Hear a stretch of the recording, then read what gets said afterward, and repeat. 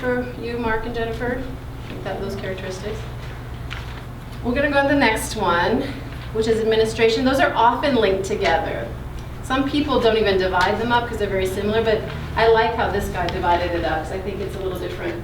Administration, so you can also visualize the final result of a big project, but you can also break down the major goals into smaller tasks.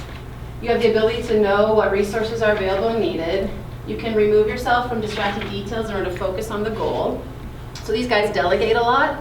They're focused on the big goal, but they know the small task, but they delegate it to other people. Willing to endure the reactions of people in order to reach the goal. So you've got this idea, and what if everybody hates it? Or some people are like, that's not going to work. You just stand firm, and you keep going towards the goal. Oh, there's worksheets right back there. That's okay. We're just going over the different spiritual gifts and the characteristics of them.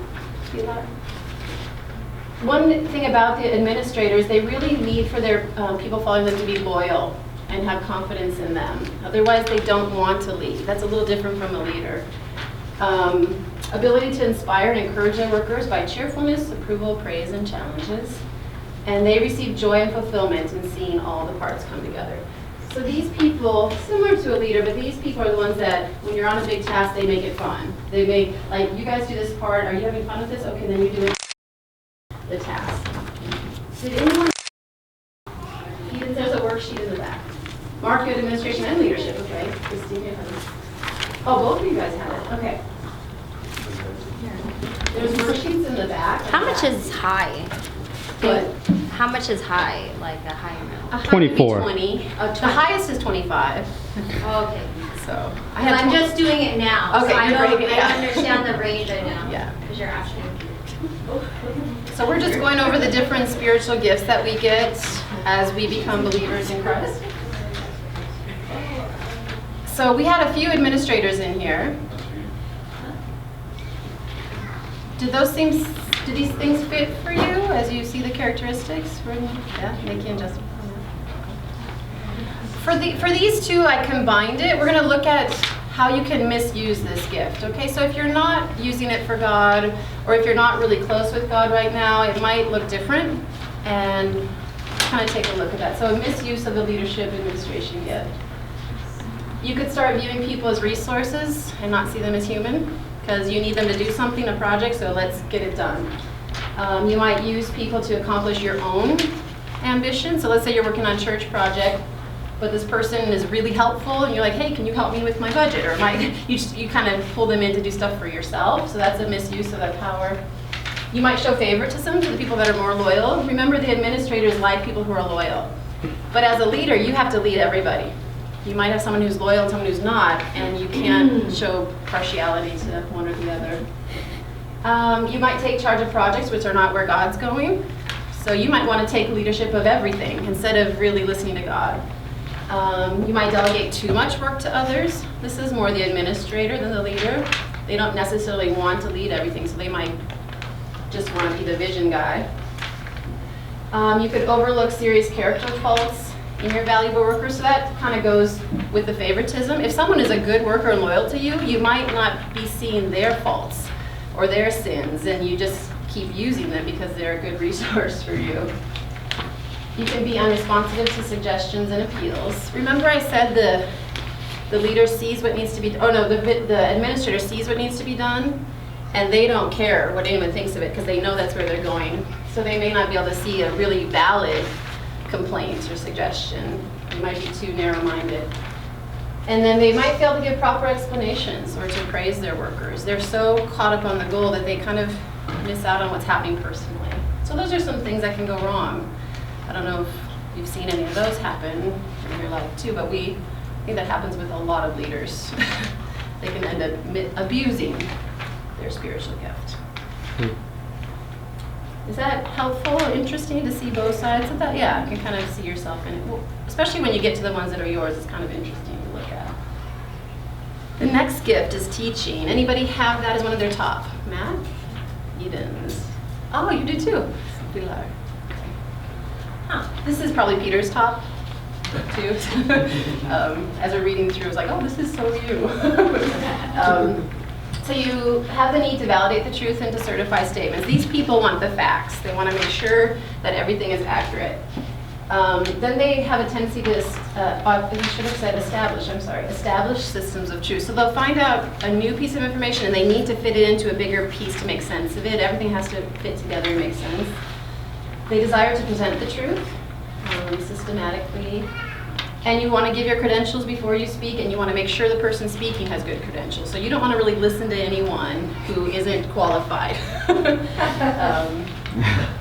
You delight in researching and reporting facts. I don't understand that at all. But a lot of people find, I don't know if the teachers here find researching fun, and I do not.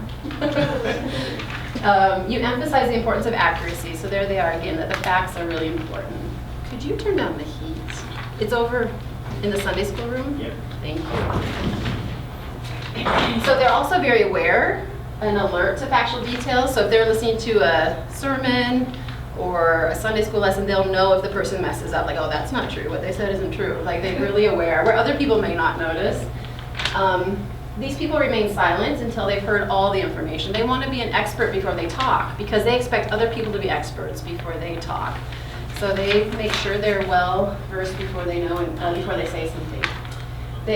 You will exercise diligence and endurance. These people are diligent. They will study the book of John thoroughly before they teach a sermon on the book of John. They make sure they know everything in case. So those are some of the tendencies. Do some of those match with the teachers in the group? Endurance. For you, endurance? You push through. Definitely endurance for Higgins. So let's look a little bit at how you could misuse this gift of teaching. You could become proud of your knowledge, right? That could be something you pride yourself in. You might despise practical wisdom from uneducated people. If people haven't been educated but they know a lot, you might kind of poo-poo that. It's not valid. They can be skeptical because if they see anything that's off a little bit, they can criticize that. That's kind of the second one. They also depend on their mind, the human reasoning, more than the Holy Spirit. So sometimes they think it has to make sense, it has to be logical, but sometimes what God does is not logical. So that can get in the way. They can give information that lacks practical application, so they can go on and on about stuff that no one else cares about because it's important to them. They might bore their listeners because of that, because they give too much detail, because not everybody wants that much. And then sometimes they retreat into their own world, where books are more important or information is, and they aren't as social and not able to reach out to people. So that's people that are misusing that gift. All right, let's go on to the next one. Knowledge. Did anyone have that as one of their top? No? He's knowledgeable. Sometimes this goes along with teaching, but this is more a person that just has a lot of biblical knowledge.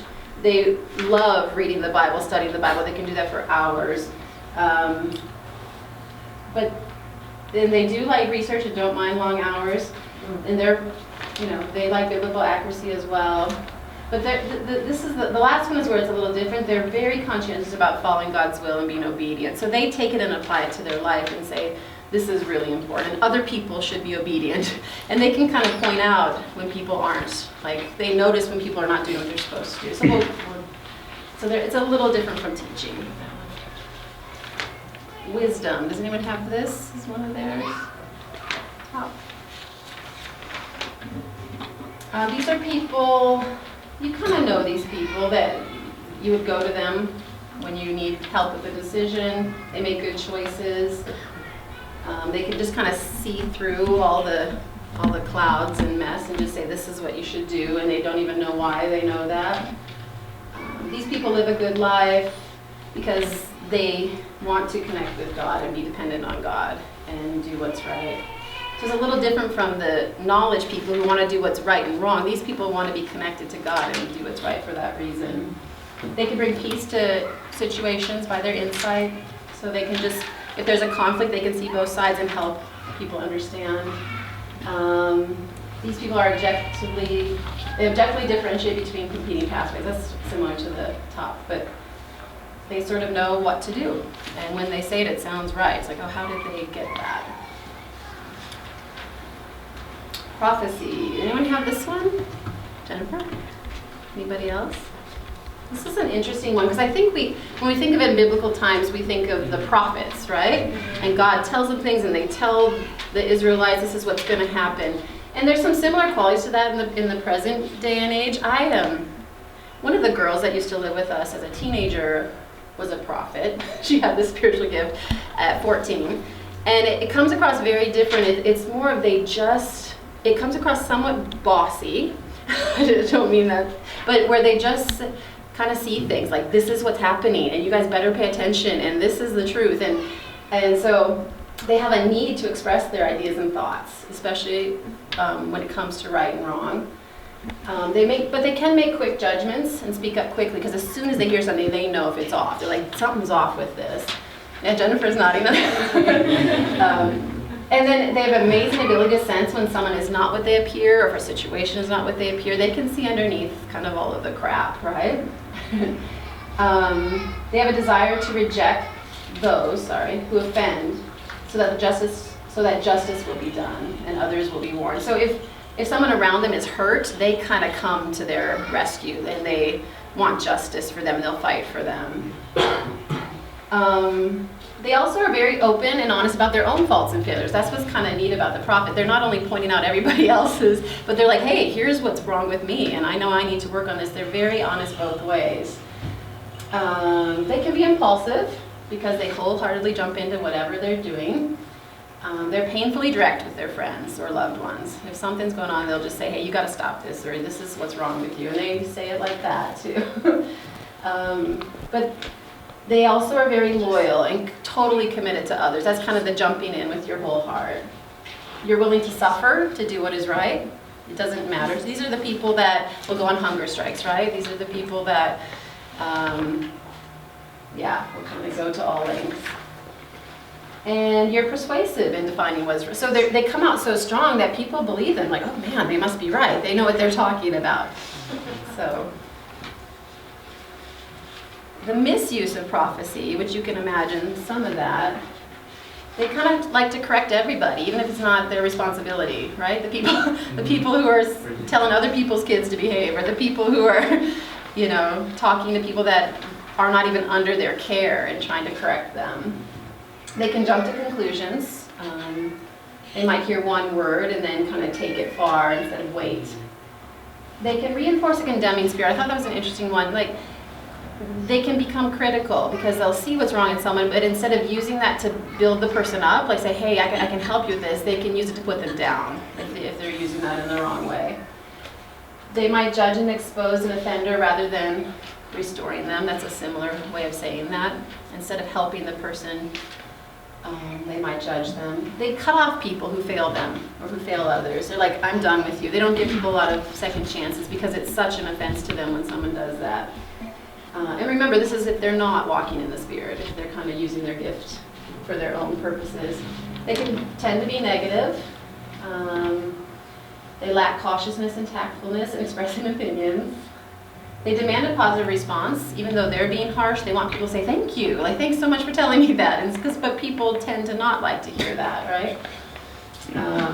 But they also condemn themselves really harshly. So the same thing that they're giving out, they also do inwardly. And that's pretty miserable to be that harsh on yourself too. So there's a lot of shame with people with this gift of prophecy.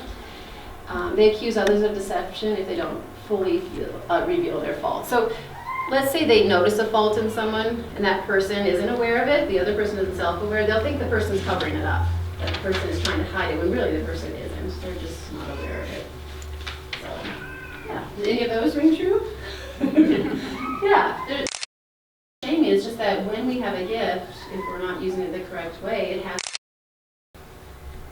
discernment. Anyone have this as one of their top? Sometimes. So that's probably in there. This one, it's like wisdom, sort of, but it's more like being able to see underneath situations, and so they good judge of character. But they also are good at understanding different types of people, so they can be with people of different cultures, different ages, and really understand where they're coming from. Aware of things that are going on under the surface. You can't really fool them. They can quickly recognize authenticity, see through falsity. And they can sense the Spirit's working and Satan's attack. So they can kind of discern the spiritual warfare and the spiritual world going on. Like this feels like a person who's speaking from God, where this one feels a little off. There's something going on there that may not be from God. So these are important people to have in the church and kind of in the governing body of a church too.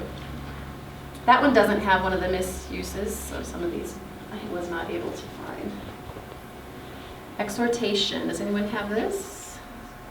You're pointing to Mac, Jennifer. Sometimes. Mark, Sometimes. this is the one that came up on mine that has never come up on mine before, so it may be something I'm developing. It was interesting. Like, oh, that was interesting. Okay. You're motivated to urge people to the full spiritual maturity, ability to discern when a person is in their spiritual, where a person is in their spiritual growth, so their spiritual level, a desire to give precise steps of action in helping people grow. You have a drive to explain the truth with logical reasoning. Someone laughing at that? Laughing at that. Is this so Mac? Sorry. Logical reasoning. Desire for face-to-face discussion in order to ensure a positive response. You can identify with people of different backgrounds. You want to bring harmony between diverse groups of Christians. And you welcome personal tribulation as a means of spiritual growth. So these people are all about growth. I want to grow, I want people to grow and become the best Christian they can become, and I'll share with you how I've grown so that will help you grow, that kind of. And they even use all of their personal hardships as stories of growth. Those don't get these people down. These people say, God put me through this so that this would come, instead of why is God doing this to me? So they have kind of that bend on it. So here's the misuse of exhortation. Let's read these. We're not supposed to be worried about other people's houses. It's fun when it's your spouse, though. I was doing that to Peter. So you might raise expectations of other people too quickly because you want them to grow. So you're like, I can see you can do this, but you're not waiting for them to go through their own process. You might take family time out to counsel others, which means you're taking away from your family to help other people too often. So you might treat your family and friends as projects rather than people. You kind of have a goal of where you want them. You might share some private things too quickly, like maybe your family's gone through something and you want to use it as an example to help someone, but you haven't asked permission. Like, hey, could I tell people about this? You jump into new projects without finishing existing ones. You encourage others to depend on you rather than on God, not on purpose, but you kind of get addicted to them needing your guidance instead of leading them back to God and saying, let's check with God on this. And then you also trust visible results rather than a true change of heart. So let's say you've got someone you're helping and they're moving along great. They're reading their Bible, they're praying more, but nothing is changing internally. They're just doing this stuff to check off the list. And that will make you happy because it looks like they're growing. And that's similar to the next one. You kind of